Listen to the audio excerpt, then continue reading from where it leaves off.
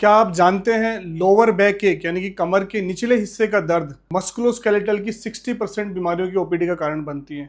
क्या आप जानते हैं लोअर बैक एक की वजह से most common 60% population work leave लेती है, अपने वर्क प्लेस से लीव करती है। और क्या आप जानते हैं कि इस लोअर बैक एक की वजह से ही हमारी एक्टिव जो लाइफस्टाइल होती है, स्पेशली हम उस एज के अंदर 20 to 40 ईयर्स ऑफ एज में अपनी प्रोडक्टिव लाइफ में 30 to 45% लोग जो हैं पीड़ित रहते हैं और अपनी एक्टिव चीज़ों को परफॉर्म नहीं कर पाते हैं, अपनी लाइफ की बहुत सारी चीज़ों को परफॉर्म नहीं कर पाते हैं। और ये ही लोअर बैक एक जो बहुत ही कॉमन हमारे कुछ हैबिट्स की वजह से डेवलप होता है और धीरे धीरे करके ये बहुत ही भीषण जो एंगल ले सकता है, जिसको हम कहते हैं कि वो डिस्क प्रोलैप्स की तरफ चला जाता है और फिर बाद में जाके वो शैटिका पेन, जिसके अंदर हमारे कमर से चलता हुआ दर्द जो हमारे पूरे के पूरे बटक से होते थाई में चला जाता है। और ये इस लेवल तक जा सकता है जिसके अंदर आपको ये सर्जरी की तरफ लेके जा सकता है कि आपको लास्ट में सर्जिकल इंटरवेंशन की तरफ जा सकता है। ना केवल ये आपको फिजिकल ट्रॉमा देगा, आपको मेंटल ट्रॉमा भी दे सकता है। सो आज दोस्तों इस वीडियो के माध्यम से हम लोग जानेंगे कि क्या वो मुख्य कारण है जिसकी वजह से हमें स्पेशली लंबर डिस्क यानी कि कमर में डिस्क की प्रॉब्लम हो सकती है। और इसी में हमने ये सीरीज पूरी स्टार्ट की, इसमें हम बाद में आपको नेक्स्ट वीडियो में डिस्कस करेंगे किस तरीके से इसको अवॉइड कर सकते हैं। उसके नेक्स्ट वीडियो में हम डिस्कस करेंगे किस तरीके से इसकी सिंपल एक्सरसाइजेज के माध्यम से आप फिट एंड फाइन रह सकते हैं और भी डिस्क को हेल्दी रख सकते हैं। इसलिए चैनल को सब्सक्राइब करें ताकि ये जो वीडियोस हैं, जो हमारी एजुकेशनल सीरीज है, ये आपको हेल्प करेगी और आपके जानकारों में किसको इस प्रकार की अगर वो पीड़ित हैं तो जरूर उनको शेयर करें। Hello friends, I am doctor Sunil Saini, trauma surgeon, expert in limb lengthening, deformity correction, pain management, ozone therapy and various nutraceutical therapies including hydrogen therapy. Lower back एक बहुत ही कॉमन समस्या है। 60% ओपीडीज, चाहे जनरल फिजिशियन की OPD हो, चाहे orthopaedics की OPD हो, हमारी ओपीडीज के सबसे पहला नंबर कारण अगर हम बोले कि सबसे ज्यादा पेशेंट किस चीज के आते हैं तो वो बैक एक की वजह से ही आते हैं। और अनफॉर्चुनेटली सारे के सारे यंग इंडिविजुअल्स होते हैं 20 to 50 ईयर्स ऑफ एज यानी कि प्रोडक्टिव लाइफस्टाइल के अंदर होता है। अब ऐसा क्यों होता है? ऐसा नहीं है कि हर बार इनके अंदर ट्रॉमा की वजह से होता है। एक कारण तो हम हमेशा समझ सकते हैं दोस्तों कि ट्रॉमा की चोट लग गई, आपको कोई झटका लग गया, आपका एक्सीडेंट हो गया, या फिर अब जिम में अगर आपने कोई झटके से वजन उठा दिया। ये तो एक कॉमन कारण है जो हम समझ सकते हैं, हर कोई समझ सकता है कि इसकी वजह से मेरे पास हुआ, इसकी वजह से मेरे कमर में दर्द। ये एक पार्ट है, लेकिन बहुत बड़ा चंक इसके अंदर वो होता है जहां पे कारण ही नहीं था और इसे लगता है कि ना तो मैंने कोई वजन उठाया, ना मेरे को झटका लगा, ना मेरे का एक्सीडेंट हुआ, ना कोई ऐसा मैंने काम किया, लेकिन उसके बाद भी मेरे को डिस्क की समस्या डॉक्टर साहब कैसे आ गई। तो इसी कारणों को हम जानेंगे।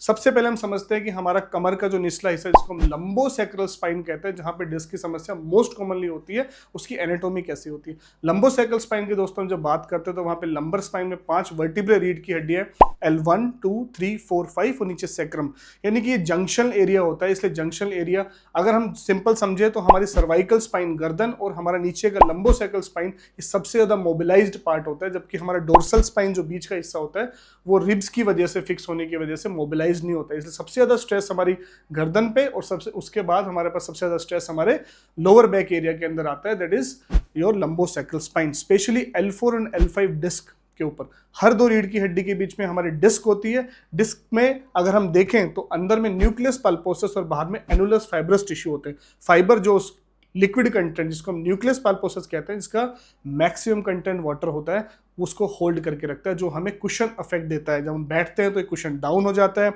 हम खड़े होते हैं तो कम हो जाता है, जब हम लेटते हैं तो इसके ऊपर इफेक्ट खत्म हो जाता है। इस एनाटॉमी के माध्यम से आप समझ सकते हो कि जब आप किस किस पोजीशन में, अब नॉर्मल पोस्चर के अंदर आप बैठ रहे हैं, बहुत प्रोलॉन्ग सिटिंग अगर आप कर रहे हैं, तो किस तरीके से हमारे कुशन के ऊपर, आप एक कुशन को समझिए आप दबा के कंस्टेंटली रख रहे हैं, तो अगर एक तकिया भी बहुत लंबे समय तक, कुशन बहुत लंबे समय तक, जैसे हम लोग देखते हैं कि अपने घरों में कुशन हमारे पास होते हैं, जैसे हमारे घरों के अंदर सोफा, वहां पे अगर वहां पे कॉन्स्टेंटली बैठे तो फाइनली ऐसा होता है कि पिचक जाता है। तो उसी तरीके से हालात अपनी डिस्क के भी होते हैं। तो नंबर 1, अगर हम एबनॉर्मल पोजीशन के अंदर बैठते हैं, जो ज़्यादातर हमारी आज के टाइम में हैबिट्स होगी बिकॉज ऑफ प्रोलॉन्ग सिटिंग्स की वजह से, प्रोलॉन्ग काम हमें करना पड़ता है, तो usually abnormal posture is number 1 reason.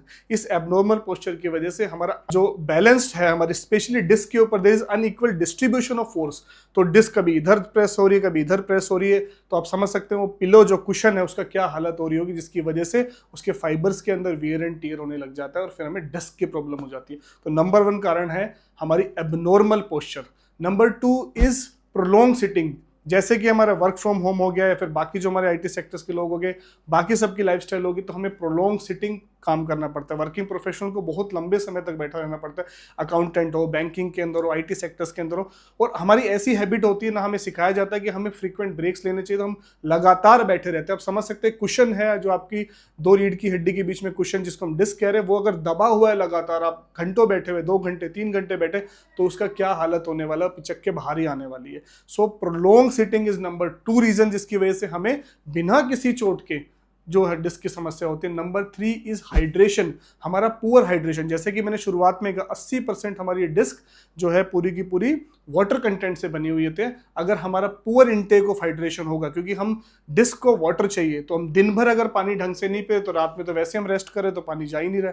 तो जब हम दिन भर हमारी डिस्क काम करे, हम खड़े हैं तो डिस्क मेरी काम कर रही है, मैं बैठा हूं तो मेरी डिस्क काम कर रही है, जब मैं लेट रहा हूं तभी मेरी डिस्क को रेस्ट मिल रहा है, तो रात में आप रेस्ट करें उसमें आपका पानी आप ले ही नहीं रहे हो। तो दिन भर अगर आपने water intake is poor, then also it leads to a disc prolapse. So this is number 3 reason जहां पे हमारे पास डिस्क प्रोलैप्स की समस्या बहुत कॉमनली बिना किसी इंजरी के होती है। And number 4 is sedentary lifestyle. अगर हमारी लाइफस्टाइल ही एक्टिव नहीं है तो उसकी वजह से क्या होता है, अगर हम कोई एक्सरसाइज नहीं करते, कोई जॉगिंग नहीं करते, कोई वार्म अप्स नहीं करते, कोई स्ट्रेचिंग नहीं करते, तो हमारी कोर मसल्स जो हमारी बैक की मसल्स होती है ये वीक हो जाती है, जिसकी वजह से सारा का सारा प्रेशर लोड हमारी बोन्स के ऊपर आने लग जाता है। तो अपनी स्पाइन को आप एक पिलर की तरह समझिए, इसकी सपोर्ट जो हमारी मसल्स होती है, अगर ये मसल्स वीक होने लग जाएगी तो सारा का सारा लोड बोन पे और फिर हमारी डिस्क पे आता है।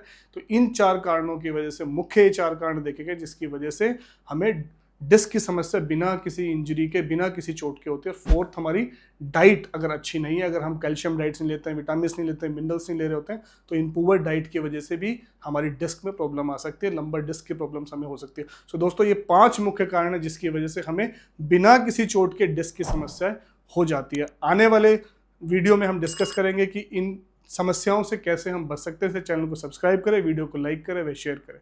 Thank you so much.